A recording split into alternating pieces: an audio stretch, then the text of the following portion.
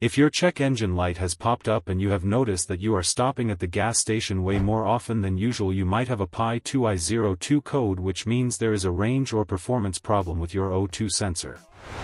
Specifically, this code is looking at bank 1 sensor 3, which is the sensor located way down the exhaust line after the catalytic converter. This sensor is there to tell the PCM how much oxygen is left in the exhaust after it has passed through the converter, which helps the computer figure out if the engine is running too rich with too much fuel or too lean with too much air. The sensor itself is made of zirconium dioxide, and it creates a tiny bit of voltage based on the difference between the oxygen in the exhaust and the oxygen in the outside air. When this signal stays the same for too long or moves in a way the computer does not like, it triggers the light. You might not feel a huge difference in how the car drives at first, but over time your fuel economy will drop and you might even fail an emissions test.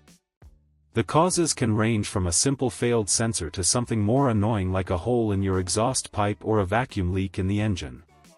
Even an engine misfire can cause this code because it dumps unburned fuel into the exhaust, which confuses the sensor. To get this fixed, you should always start by looking for any TESB or technical service bulletins, because sometimes a simple computer update can fix the issue. A technician will usually perform a visual check of the wiring to make sure it has not melted against a hot exhaust pipe, and then use a DVOM to check the actual voltage coming out of the sensor while the engine is running.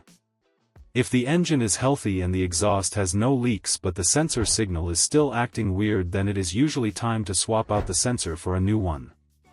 Be careful with cheap aftermarket catalytic converters, as they often cause these codes to come back pretty quickly. If you are seeing other codes for things like the MIEF sensor or engine misfires, you have to fix those first, because they will prevent you from ever getting a correct reading from the O2 sensor. Conclude your repair by clearing the codes and taking a long test drive to make sure the computer is happy with the new data it is receiving.